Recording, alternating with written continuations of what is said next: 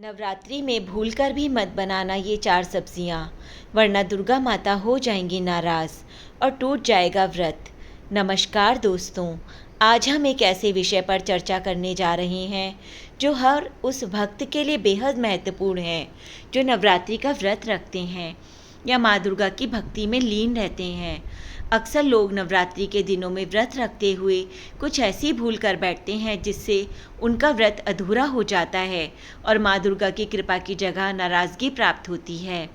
इसलिए इस वीडियो में हम आपको विस्तार से बताने वाले हैं कि नवरात्रि में किन सब्जियों और खाद्य पदार्थों का सेवन भूलकर भी नहीं करना चाहिए।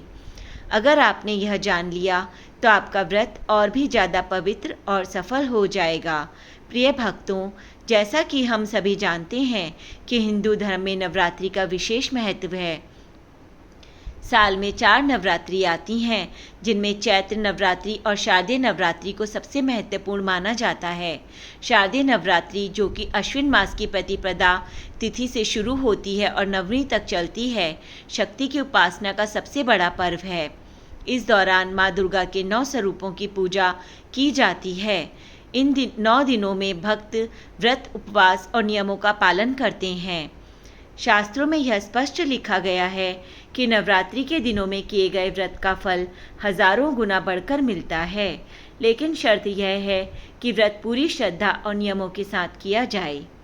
अब एक महत्वपूर्ण बात जो हर भक्त को जाननी चाहिए। नवरात्रि के समय माँ दुर्गा धरती पर आती हैं और अपने भक्तों की हर पुकार सुनती हैं। इसलिए इन दिनों में किए गए कर्म, चाहे अच्छे हों या बुरे, उनका असर तुरंत दिखाई देता है। अगर आप व्रत में सात्विक भोजन का सेवन करते हैं तो आपका मन और शरीर शुद्ध होता है और माँ की कृपा आपके जीवन में सुख समृद्धि लेकर आती है। लेकिन अगर आपने अनजाने में भी कोई ऐसी चीज़ खा ली जो वर्जित है तो इसका उल्टा प्रभाव पड़ सकता है। अब आइए जानते हैं कि नवरात्रि में कौन सी सब्जियां और कौन से खाद्य पदार्थ भूलकर भी नहीं खाने चाहिए। नवरात्रि के व्रत में सबसे बड़ा नियम यह है कि सात्विकता का पालन किया जाए। प्याज और लहसुन जैसी चीज़ें तामसिक मानी जाती हैं और इनका सेवन नवरात्रि में सख्त मना है। शास्त्रों में इन्हें अपवित्र बताया गया है क्योंकि ये शरीर में आलस्य और क्रोध की वृद्धि करते हैं। इसी तरह बैगन भी वर्जित है क्योंकि बैगन को शास्त्रों में अशुद्ध और रोग बढ़ाने वाला माना गया है। करेला, शिमला मिर्च और कुछ अन्य कड़वी या तीखी सब्जियां भी नवरात्रि के समय नहीं खानी चाहिए। इनके सेवन से मन अशांत होता है और व्रत की शुद्धता भंग होती है। इसी प्रकार मांसाहारी भोजन, शराब, तंबाकू, धूम्रपान जैसी चीज़ें नवरात्रि में तो बिल्कुल भी नहीं करनी चाहिए, क्योंकि यह न केवल व्रत का अपमान है बल्कि माँ दुर्गा की भक्ति का भी अपमान है। प्रिय भक्तों, यह सिर्फ भोजन की बात नहीं है बल्कि यह आपके जीवन में आने वाली ऊर्जा से भी जुड़ा हुआ है। जो लोग इन 9 दिनों में व्रत रखते हैं वे अपने शरीर को शुद्ध करने के साथ साथ अपनी आत्मा को भी पवित्र करते हैं। अगर आप इस दौरान वर्जित चीज़ों से परहेज करते हैं तो आपके अंदर सकारात्मक ऊर्जा का संचार होता है और आपका जीवन दिव्यता से भर उठता है। लेकिन अगर आपने नियम तोड़े, गलत चीज़ें खाई या शुद्ध भोजन का सेवन किया तो आपके जीवन में नकारात्मक ऊर्जा का प्रवेश हो सकता है। इसका असर आपके स्वास्थ्य, आपके परिवार की खुशहाली और आपके कार्यों की सफलता पर पड़ सकता है। दोस्तों, नवरात्रि के समय केवल खाने पीने का ही ध्यान रखना ज़रूरी नहीं है बल्कि अपने विचारों, अपने कर्मों और अपने आचरण को भी शुद्ध बनाए रखना जरूरी है। गुस्सा करना, झूठ बोलना, किसी का दिल दुखाना या किसी के साथ अन्याय करना, ये सभी नवरात्रि में वर्जित माने जाते हैं, क्योंकि इन दिनों में माँ दुर्गा हर जगह विद्यमान होती हैं और हर भक्त के मन को देखती हैं। शास्त्रों में स्पष्ट कहा गया है कि अगर इन 9 दिनों में भोजन से संबंधित नियमों का उल्लंघन हो जाए तो व्रत निष्फल हो सकता है और साधना का पूरा लाभ नहीं मिल पाता। इसलिए यह जानना ज़रूरी है कि नवरात्रि में कौन सी चीज़ें और कौन सी सब्जियां भूलकर भी नहीं खानी चाहिए। धार्मिक और आयुर्वेदिक दृष्टि से पहली वर्जित वस्तु मानी गई है मसूर की दाल। मसूर दालों को शास्त्रों में अपवित्र माना गया है और इसका संबंध मंगल ग्रह से बताया गया है। ज्योतिष में मंगल ग्रह को उग्र स्वभाव और गुस्से का कारक माना जाता है और यही गुण मसूर दाल के सेवन से मनुष्य के अंदर प्रवेश करते हैं। कहा जाता है कि मसूर दाल से मन में तामसिक और उग्र विचार बढ़ते हैं। आयुर्वेद में भी इसे रजोगुण को बढ़ाने वाला बताया गया है, जबकि नवरात्रि की साधना केवल सात्विक गुणों की वृद्धि आवश्यक होती है। यही कारण है कि नवरात्रि के दिनों में ना तो मसूर दाल पकानी चाहिए और ना ही इसका सेवन करना चाहिए, अन्यथा माँ दुर्गा के क्रोध का सामना करना पड़ सकता है और जीवन में अशुभ परिणाम देखने को मिल सकते हैं। दूसरी वस्तु है बैंगन। बैंगन का सेवन भी नवरात्रि में वर्जित है। इसमें रजोगुण पाए जाते हैं जो सात्विक भावों को कम कर देते हैं। इसके अलावा बैंगन को स्वास्थ्य की दृष्टि से भी अशुद्ध माना गया है, क्योंकि इससे त्वचा रोग होने की संभावना रहती है। साथ ही यह काम भाव को भी बढ़ाता है, जो साधना और व्रत के समय अनुचित माना जाता है। इसलिए नवरात्रि में बैंगन की सब्जी बनाना और खाना दोनों ही निषेध माने गए हैं। तीसरा नाम आता है गाजर और सीताफल का। इन दोनों को भी रजोगुण वर्धक माना गया है। खासकर गाजर, जो भूमि के नीचे उगती है, उसे अपवित्र श्रेणी में रखा गया है, क्योंकि धरती के भीतर उगने वाली चीज़ें व्रत के लिए शुद्ध नहीं मानी जाती। कहा जाता है कि अगर गलती से भी गाजर या सीताफल का सेवन कर लिया जाए तो जीवन में कठिनाइयों और समस्याओं का सामना करना पड़ सकता है। चौथी सब्जी है करेला। करेले को धार्मिक और आयुर्वेदिक दृष्टि से व्रत में वर्जित बताया गया है। यह वात को बढ़ाने वाला माना जाता है और कई बार इसमें कीड़े भी पाए जाते हैं, जिससे इसका सेवन अशुद्ध माना जाता है। इसके अलावा करेला स्वाद में अत्यधिक तिक्त होता है और नवरात्रि के समय तीखे, चटपटे या रूखे आहार को निषेध बताया गया है। इस कारण नवरात्रि में करेले का सेवन करना हानिकारक और अपवित्र दोनों माना गया है। पांचवा निषेध है लांघा हुआ भोजन। शास्त्रों में कहा गया है कि जो भोजन लड़ाई झगड़े में तैयार किया गया हो या जिस भोजन कोई लांघ जाए, वह राक्षसी भोजन कहलाता है। ऐसे भोजन को न केवल नवरात्रि बल्कि किसी भी पवित्र अवसर पर नहीं खाना चाहिए। खासकर नवरात्रि के दिनों में अगर लांघा हुआ भोजन खा लिया जाए तो माँ दुर्गा की कृपा दूर हो सकती है और आर्थिक समस्याओं का सामना भी करना पड़ सकता है। छठे नंबर पर है मूली। ज्योतिष में मूली का संबंध राहु ग्रह से बताया गया है। अगर किसी व्यक्ति की कुंडली में राहु दोष हो तो उसे राहु को शांत करने के लिए मूली का दान करना चाहिए, लेकिन खुद उसका सेवन करने से राहु दोष बढ़ सकता है। आयुर्वेद में भी मूली को वातवर्धक बताया गया है और इसके सेवन से रजोगुण और तमोगुण की वृद्धि होती है। इसलिए व्रत के समय मूली का सेवन नहीं करना चाहिए। सातवें स्थान पर बीन्स और मटर आते हैं। नवरात्रि के व्रत में फलाहार नियम होता है और बीन्स तथा मटर को फलाहारी भोजन की श्रेणी में नहीं रखा जाता। इसलिए व्रत करने वाले तो इसका सेवन नहीं कर सकते, लेकिन शास्त्र यह भी कहता है कि अगर घर में कोई एक व्यक्ति भी उपवास कर रहा है तो पूरे घर को इन चीज़ों को से परहेज करना चाहिए। बीन्स और मटर का सेवन नवरात्रि में करना धार्मिक नियमों के खिलाफ है। आठवां है बासी भोजन। गीता में कहा गया है कि बासी भोजन तामसिक गुणों को बढ़ाता है और रोगों को जन्म देता है। इसे अपवित्र भोजन माना गया है। इसलिए नवरात्रि में बासी और जला हुआ भोजन करना सख्त मना है। अगर कोई व्रत नहीं भी रख रहा है तब भी इन पावन दिनों में बासी भोजन से बचना चाहिए, क्योंकि यह शुद्धि और पवित्रता के विपरीत है।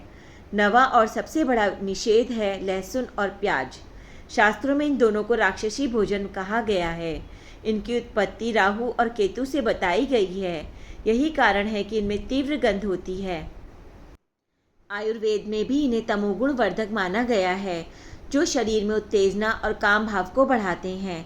यही कारण है कि इनका प्रयोग पूजा पाठ में नहीं होता और नवरात्रि जैसे पावन पर्व पर तो इनसे पूरी तरह दूर रहना अनिवार्य है। इसी प्रकार नवरात्रि में अनाज का सेवन भी वर्जित माना गया है। व्रत की परंपरा का मूल उद्देश्य शरीर और आत्मा को शुद्ध करना है। गेहूँ, चावल, सूजी, बेसन, मक्के का आटा, रागी और बाजरे जैसे अनाज भारी और पचने में कठिन होते हैं। यही कारण है कि व्रत में इनके सेवन की मनाही की गई है।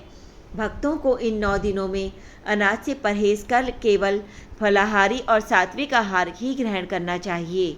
सफ़ेद नमक का प्रयोग भी इन दिनों में निषेध है।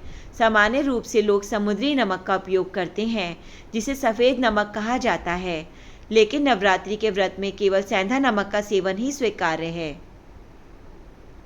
सेंधा नमक शुद्ध, सात्विक और शरीर के लिए लाभकारी माना गया है। इसमें सोडियम की मात्रा कम होती है, जिससे यह हाई ब्लड प्रेशर के रोगियों के लिए भी सुरक्षित रहता है। इसलिए इन पावन दिनों में केवल सेंधा नमक का ही प्रयोग करना चाहिए। मसालों के प्रयोग को लेकर भी शास्त्रों में विशेष नियम बताए गए हैं।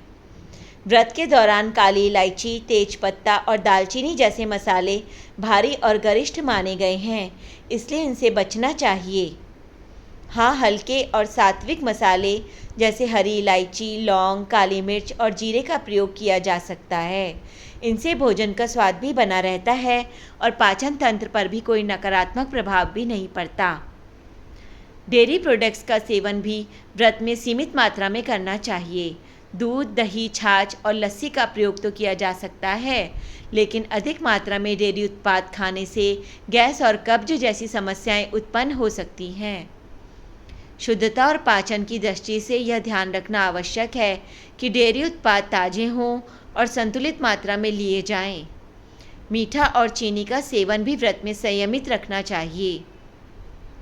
बहुत से लोग व्रत में अधिक मीठा खा लेते हैं, जिससे शरीर में शुगर की मात्रा बढ़ जाती है और हाई ब्लड प्रेशर, मोटापा तथा कोलेस्ट्रॉल की समस्या उत्पन्न हो सकती है। नवरात्रि का व्रत आत्मसंयम और संतुलन का प्रतीक है, इसलिए भोजन में अति किसी भी रूप में हानिकारक हो सकती है। अब यह समझना भी उतना ही ज़रूरी है कि व्रत में किन चीज़ों का सेवन करना शुभ और स्वास्थ्यवर्धक माना गया है। सबसे पहले बात करते हैं आलू की। नवरात्रि के व्रत में आलू सबसे सामान्य और लोकप्रिय भोजन है। आलू को उबालकर सेंधा नमक के साथ खाया जा सकता है। आलू की तरह शकरकंद भी व्रत में उपयोगी है। यह स्वाद में मीठा होता है और इसमें vitamin C, vitamin B6, calcium और पोटेशियम भरपूर मात्रा में पाए जाते हैं। शकरकंद खाने से लंबे समय तक ऊर्जा बनी रहती है और शरीर को कमजोरी महसूस नहीं होती। टमाटर भी व्रत के भोजन में शामिल किया जा सकता है, चाहे सब्जी में प्रयोग करें या सलाद के रूप में।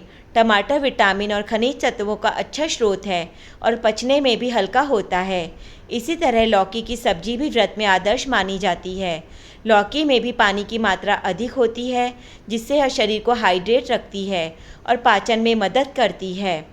फलों का सेवन तो व्रत का सबसे महत्वपूर्ण हिस्सा है। मौसमी फल जैसे सेब, केला, तरबूज, खरबूज, खीरा और ककड़ी शरीर को विटामिन, मिनरल्स और फाइबर प्रदान करते हैं। यह न केवल शरीर को पोषण देते हैं, बल्कि मन को भी सात्विक बनाए रखते हैं। व्रत में पर्याप्त मात्रा में पानी पीना भी आवश्यक है।